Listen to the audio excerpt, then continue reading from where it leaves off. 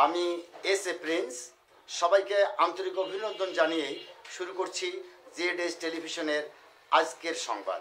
বাংলাদেশ জামাতে ইসলামী সদর উপজেলা শাখার আয়োজনে ইফতার ও দোয়া মাহফিল শামপুর কলেজ মাঠে অনুষ্ঠিত হয়।